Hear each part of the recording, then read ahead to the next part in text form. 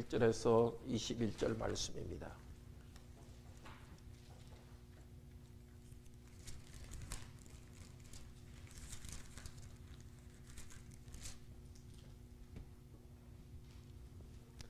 하나님 말씀을 들읍시다.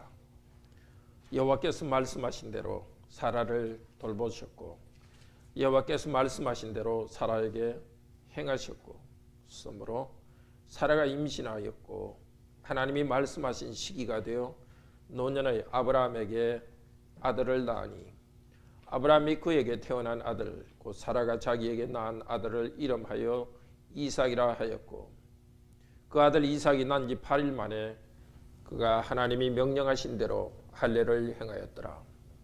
아브라함이 그의 아들 이삭이 그에게 태어날 때에 100세라. 사라가 이르되 하나님이 나를 웃게 하시니 듣는 자가 다 나와 함께 웃으리로다. 또 이르시되 이르되 사라가 자식을 들을 젖먹이겠다고 누가 아브라함에게 말하였으리요마는 아브라함의 노경에 내가 아들을 낳았도다 하니라. 아이가 자라매 젖을 떼고 이삭이 젖을 떼는 날에 아브라함이 큰 잔치를 베풀었더라. 사라가 본즉 아브라함의 아들 애굽 여인 하갈의 아들이 이삭을 놀리는지라. 그가 아브라함에게 이르되 이 여종과 그 아들을 내쫓으라. 이 종의 아들은 내 아들 이삭과 함께 기업을 얻지 못하리라 하므로 아브라함이 그의 아들로 말미암아 그 일이 매우 근심이 되었더니 하나님이 아브라함에게 이르시되 내 아이나 내 여종으로 말미암아 근심하지 말고 사라가 내게 이런 말을 다 들으라. 이삭에게서 나는 자라야 내 씨라 부를 것임이니라. 그러나 여종의 아들도 내 씨니 내가 그로 한 민족을 이루게 하리라 하신지라. 아브라함이 아침에 일찍이 일어나 떡과 물 한 가죽 부대를 가져다가 하갈의 어깨에 메워 주고 그 아이를 데리고 가게 하니 하갈이 나가서 브엘세바 광야에서 방황하더니 가죽 부대의 물이 떨어진지라.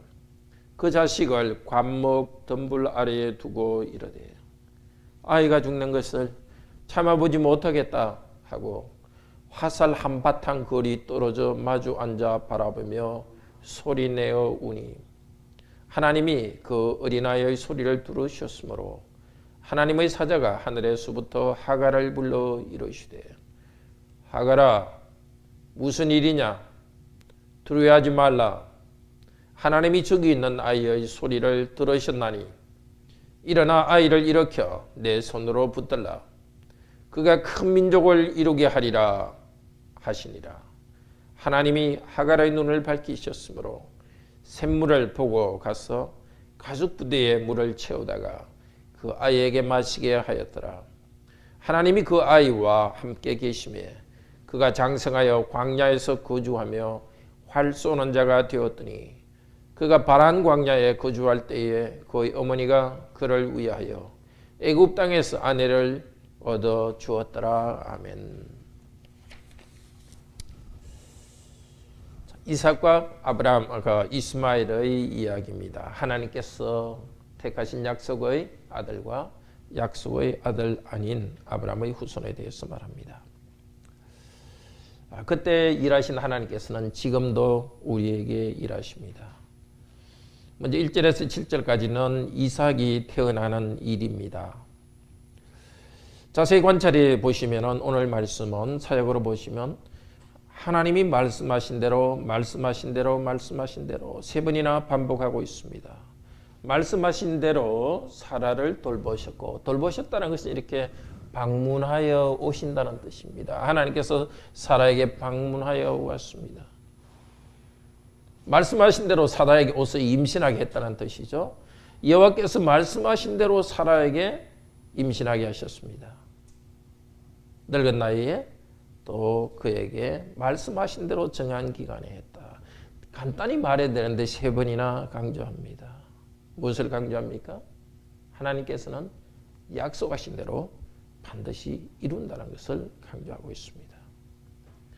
자, 아브라함은 이제 아들을 낳았을 때 그리고 거기 이제 나눠주신 대로 2절에 보면 정한 기한에 왔다 하는 것은 앞쪽에서도 계속 나오는 그 말입니다. 하나님께서 아브라함에게 정한 기간에 네가 아들을 낳을 것이라고 이야기했는데 정말 하나님이 정한 기한대로 했습니다. 자, 아들을 낳았을 때 아브라함은 어떻게 반응했습니까? 3절에 보면 그 아이의 이름을 부르기를 이삭이라고 이름을 지었다. 명령에 순종하는 모습입니다. 하나님께서 아브라함에게 이삭이라고 이름을 지으라고 앞쪽에서 말했습니다. 아브라함은 순종해서 이삭이라고 이름을 짓습니다. 그리고 아브라함은 4절에 할례를 행했는데 거기에는 하나님께서 그에게 명령한 대로 또 할례를 행했다고 합니다. 하나님께서 약속을 지키실 때 하나님께서는 하나님의 백성은 거기에 대해서 순종하여 나아갑니다. 오늘 본문에서 또 강조하고 있는 것은 웃다라는 말입니다. 사라는 말합니다. 하나님이 나를 웃게 만들었다. 듣는 자가 다 나에게 웃으리라. 이삭의 뜻이 웃는다는 뜻입니다. 하나님께서 아브라함에게 네가 아들을 낳을 것이다 했을 때 아브라함이 웃었습니다. 그래서 이름을 이삭이라 지어라. 근데 그때는 하나님의 말씀을 잘 순종하지 않아가지고 웃었는데 이번에는 하나님의 말씀대로 하나님께서 약속을 지키니까 하나님 말씀대로 순종하고 기쁨으로 웃고 있습니다.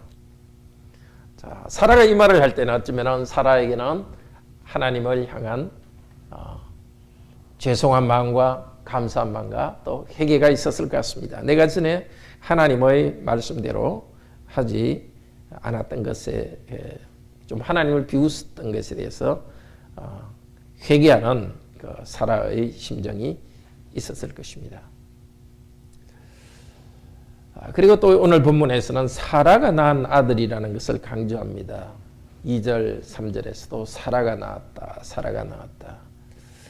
하나님께서 아브라함에게 너 아내 사라로부터 낳을 아들이 너의 약속의 후손이 될 것이다. 다른 사람이 아니라. 그래서 하나님께서는 정확히 말씀하신 대로 사라를 통해서 아기를 임신하고 출생하게 하고 하나님 백성은 거기에 순종했습니다.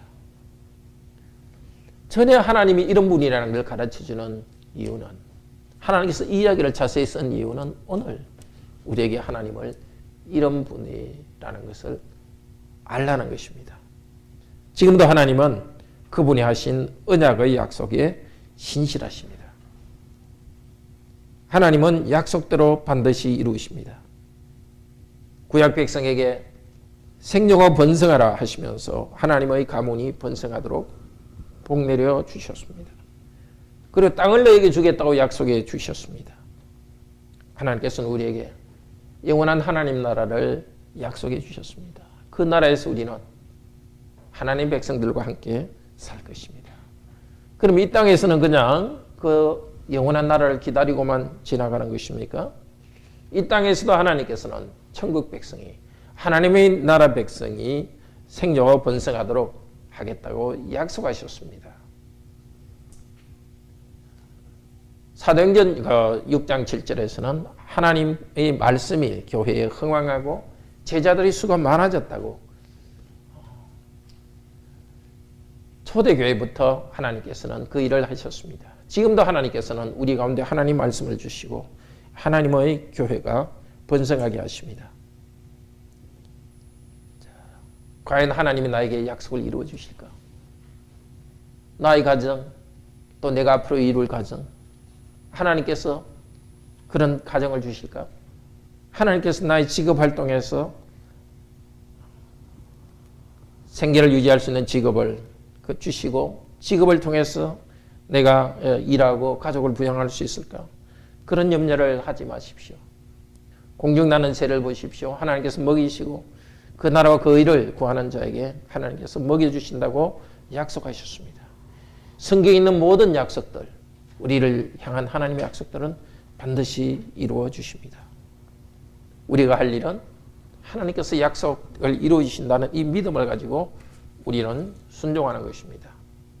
아브라함은 그 아들, 자기 아들에게 할례를 주었습니다.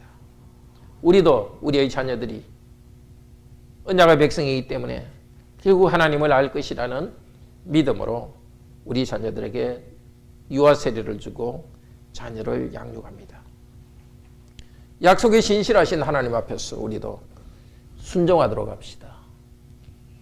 예배드리고 말씀을 읽고 삶에서 순간순간 순종하도록 합시다. 바로 그것이 하나님과 우리와 언약 백성으로서 살아가는 참된 기법입니다.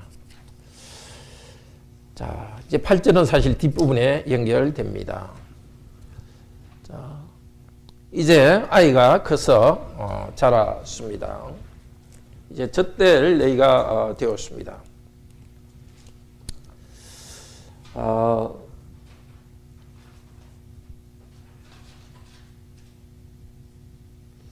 대개 그 젖되는 나이는 한 2, 3세 정도 이렇게 될 때였습니다.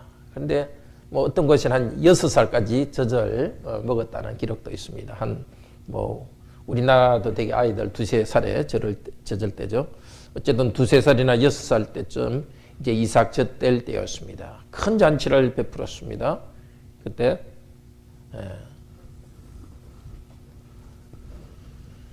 그 형인 이스마엘이 이삭을 놀리는 것을 보았습니다.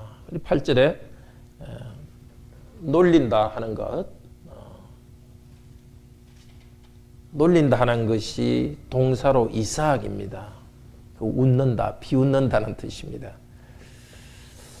그때 사라가 말합니다. 자, 사역으로 된 10절 같이 한번 봅시다. 뒷면이 오늘 사역으로 된 그녀가 아브라함에게 말했다. 이 여종과 그녀의 아들을 내어 쫓으십시오. 왜냐하면 이 여종의 아들이 이삭과 함께 기업을 차지하지 못할 것이기 때문입니다. 사라는 뭔가 감이 왔습니다. 이 아이가 같이 있으면 자기 아들을 훨씬 어린 한 16살 정도 차이 나죠. 이 아들을 계속 골리고 정상적으로 자라나지 못할 것을 알았습니다. 그래서 사라는 아브라함에게 아주 강하게 요구합니다. 하나님께서 약속하신 대로 이 아들은 이삭과 함께 하나의 기업을 차지하지 못할 사람입니다. 또 기업을 차지하지 못한다는 것은 당신의 정식 후손이 될 수 없다는 말이기도 합니다.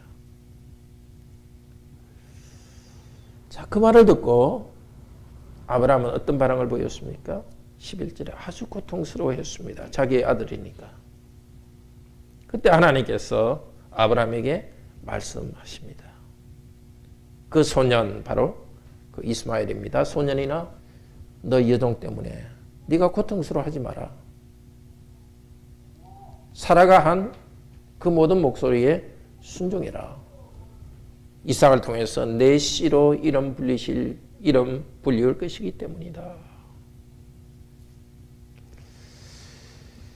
자, 자기 아내의 말을 듣고 아브라함은 괴로워했지만 하나님께서는 고민하지 말고 아내의 말을 들으라고 합니다. 그래서 이 말씀을 가지고 우리는 이렇게 받아들여야 될까요? 복잡한 일이 있을 때는 고민하지 말고 아내의 말 잘 들으라. 그렇게 그 뜻일까요?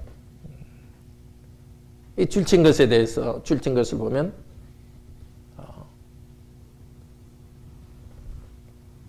사라는 아브라함의 기업을 그 이스마엘에 대해서 아브라함의 기업을 차지하지 못할 것이다.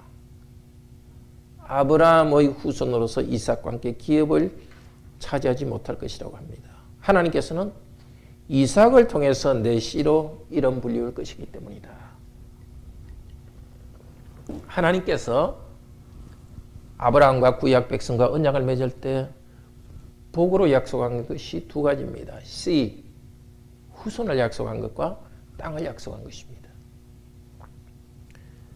이 두 가지가 연결되어 있는데 이렇게 따로 떼어서 말하지만 사실 이 두 가지는 연결된 겁니다. 그러니까 지금 사라가 한 말은 물론 감정적인 것도 있었겠죠. 그렇지만 하나님께서 사라가 한 말이 옳다고 받아주십니다. 왜냐하면 하나님께서 이미 앞쪽에서 약속했지 않습니까? 아브라함아, 사라에게 날 그 아이가 를 통해서 네가 번성할 것이고 이 땅을 기업으로 차지할 것이다. 아브라함은 좀 믿음이 흔들린 상태인 것 같습니다. 이 본문에서 분명히 말하지 않지만 하나님께서 분명히 언약하신 그 언약의 약속대로 행하지 않고 인간적 정으로 지금 흔들립니다.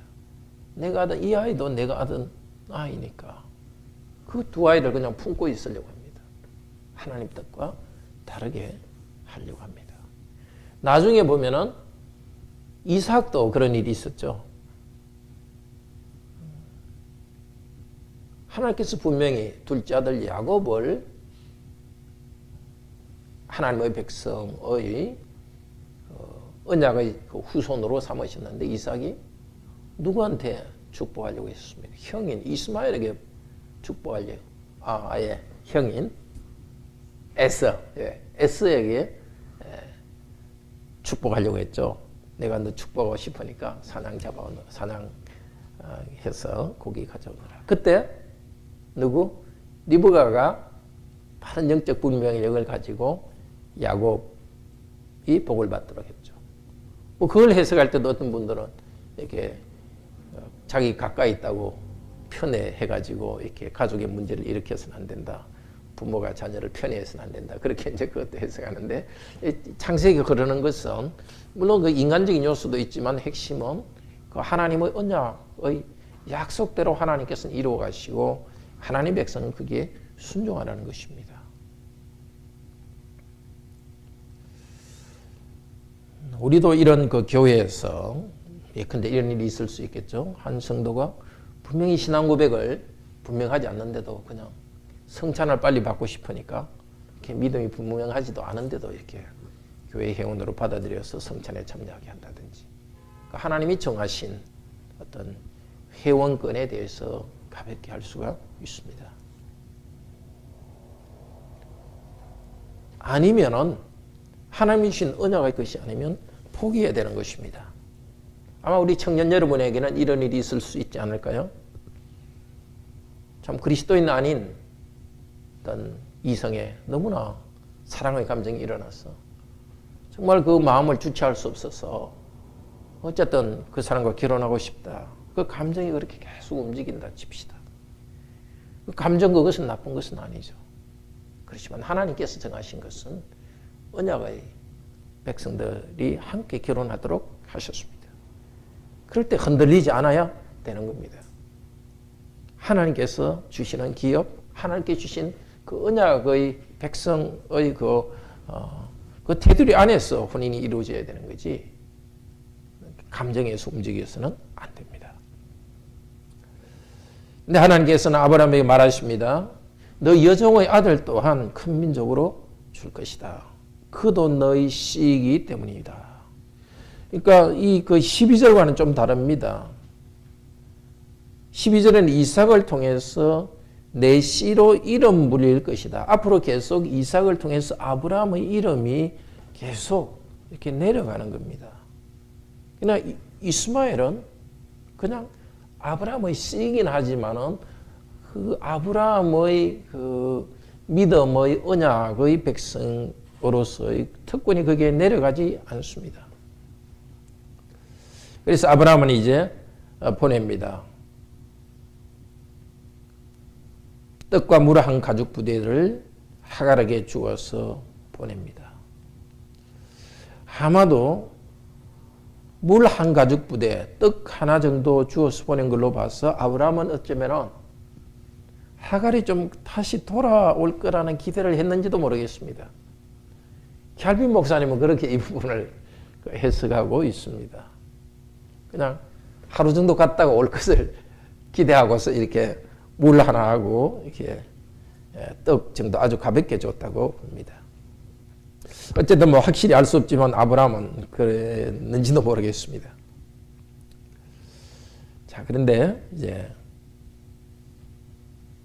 이스마엘과 그 어머니는 물이 이제 끝났고 이젠 목말라 굶어 죽을 지경이 되었습니다. 그때 하갈은 활 쏘면 닿을 거리점 아들과 이제 떨어져 가지고 그 이제 멀리 떨어져서 엉엉 울면서 이 아이가 죽는 것을 못 보겠다 이렇게 합니다. 이 아이는 뭐 요즘 고등학교 한 2, 3학년 된 사실은 청소년이죠.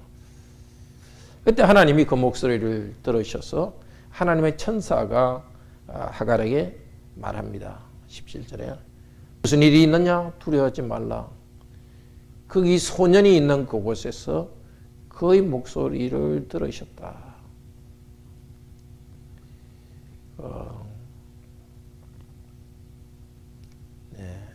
여기 17절에 하나님이 그의 목소리를 들으셨고 이렇게 하는데요. 듣는다는 게 샤마입니다. 히브리 말로. 하나님은 엘입니다. 샤마엘. 이 자체가 이스마엘이라는 그 소리가 여기서 나게 되어 있습니다. 하나님께서 이 울부짖는 소리를 들으셨고 뭐라고 말합니까? 18절에서 일어나라 그 소년을 일으키라 네 손으로 그를 강하게 붙잡아라 왜냐하면 내가 그를 큰 민족으로 두리라.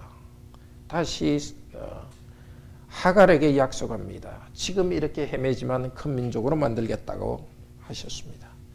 그리고 하나님께서는 하갈의 눈을 여셨습니다. 우물을 보았고 이제 거기 가서 물을 채우고 소년을 마시게 했었습니다. 원래 그 우물이 있었지만은 하갈은 웬일인지 보지 못했습니다. 하나님께서 눈을 여셨을 때 그것을 보았습니다.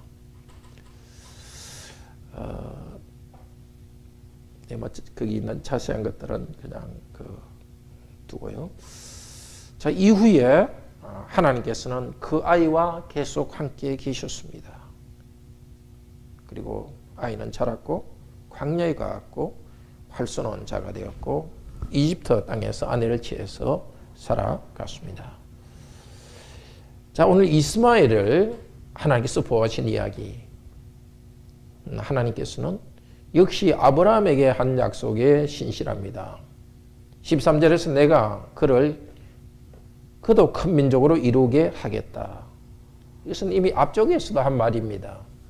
하나님께서 아브라함이 이스마엘을 낳은 다음에 하나님께서 너와 사라 사이에 아들을 낳게 하겠다 할 때 하나님께서 아브라함이 하나님이 이스마엘이나 잘 되길 바랍니다 했더니 아니다. 이스마엘도 큰 민족을 이루게 하겠지만은 너와 사라의 몸에서 날 그 아이를 통해서 너를 번성하게 하겠다고 약속했습니다. 하나님은 약속대로 20절에 그 아이와 함께 계셨고 이 아이는 이스마엘도 한 민족으로 점점 자라게 했습니다. 자, 하나님께서는 하나님의 그 거룩한 백성으로 택하지 않은 사람에 대해서도 하나님의 은혜를 주고 있습니다. 지금도 마찬가지입니다. 우리 그리스도인에게 대해서만 하나님이 함께 계신 것이 아니라 믿지 않는 사람에게도 하나님이 함께 하셔서 그들이 번성하도록 도와주시고 있습니다. 하나님은 어디든지 계시고 섭리 가운데 일하십니다. 자, 믿지 않는 사람들의 번성을 볼 때 우리는 시기할 이유가 없습니다. 왜 나는 잘 안 되는데 믿는 사람보다 믿지 않는 사람이 잘 됩니까? 그것도 하나님의 은혜입니다. 그러나 그 가운데 우리는 이것을 사모해야 됩니다. 이 땅의 물질적인 것이나 이 땅의 현세적인 것을 가진 복보다는 영원한 하나님 나라의 그 은혜를 사모해야 되겠습니다. 하나님과 함께 정말 하나님을 즐거워하고 살아가고 영원한 천국이 있는 것, 그것을 즐거워해야 되겠습니다.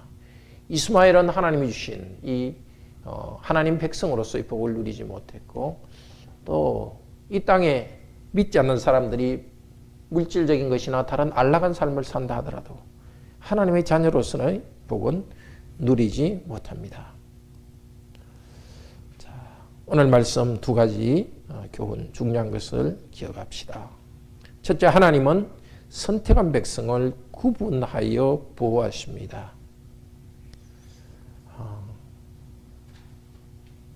이스마엘로 인하여서 이삭이 약속의 백성이 번성하지 못하게 되는 그런 일이 일어나지 않도록 쫓아보냈습니다. 자, 이 이야기를 갈라디아서 4장 21절에서 31절 그곳에서 다시 좀 자세히 설명합니다. 같이 한번 봅시다.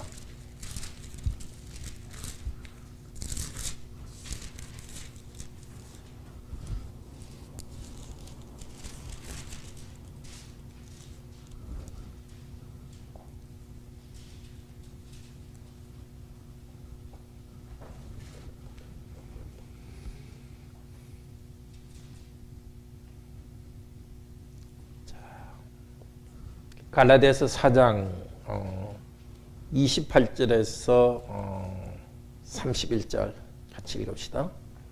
형제들아, 너희는 이삭과 같이 약속의 자녀라. 그러나 그때에 육체를 따라 난 자가 성령을 따라 난 자를 박해한 것 같이 이제도 그러하더라. 그러나 성경이 무엇을 말하느냐? 여종과 그 아들을 내쫓으라. 여종의 아들이 자유 있는 여자의 아들과 더불어 유업을 얻지 못하리라 하였느니라. 그런즉 형제들아, 우리는 여종의 자녀가 아니요 자유 있는 여자의 자녀이니라.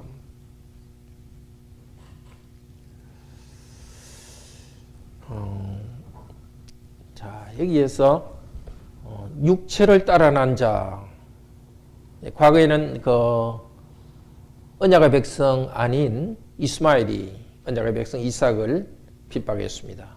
그때 육체를 따라 난 자가 성령을 따라 난 자. 이게 성령을 따라 났다는 것은 지금 이 시대에 성령으로 따라 났다는 것은 자연적으로 태어난 우리들이 성령님 안에서 하나님의 백성으로 다시 태어난 것이 바로 성령님을 따라 난 것입니다. 마찬가지로 과거에서도 그냥 아브라함의 후손이지만은 하나님께서는 택하신 이삭은 성령을 따라 난 하나님의 백성이 되었습니다. 자, 그때 하나님 백성을 박해한 것 같이 지금도 하나님 백성 아닌 자들이 박해합니다. 자, 이것은 그 갈라디아 교회의 상황을 반영합니다. 갈라디아 교회에서 정말 하나님 말씀을 바로 받아들이고 예수 그리스도의 은혜로 구원받았다는 것을 분명히 믿는 성도들이 있었습니다. 그런데 갈라디아 교회에 유대인 배경을 가진 사람들이 있었습니다.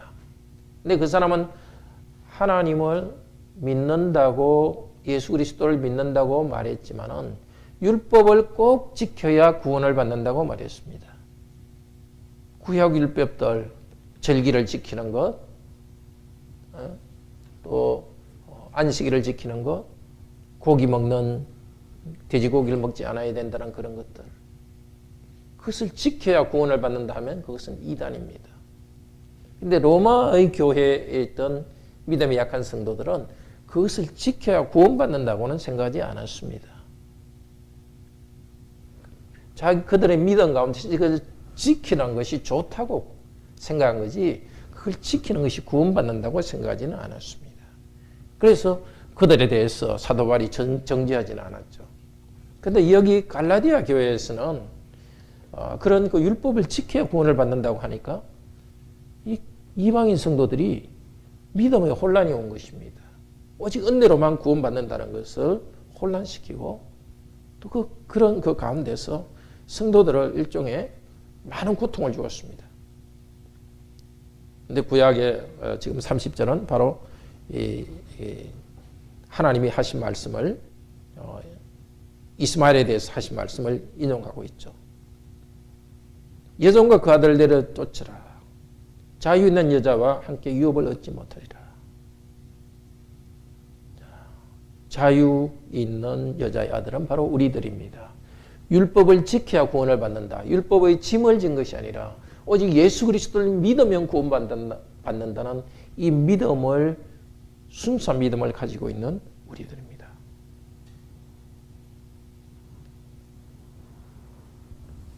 사도 바울은 그때 갈라디아 교회에게 율법을 지켜야 구원받는다 하는 사람들을 교회로부터 내쫓으라, 출교하라고 그랬습니다.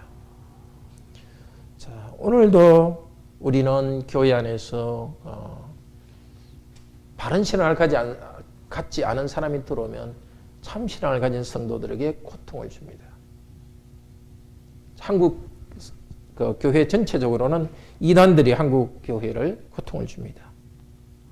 교회 안에서 이 잘못된 율법주의적 신앙의 율법주의적 사고방식으로 어떤 율법을 행위를 많이 잘해야 구원받는다고 생각하는 그런 신념을 굽히지 않는 자들은 교회에서 가르치고 가르쳐도 변하지 않으면 추방할 것입니다.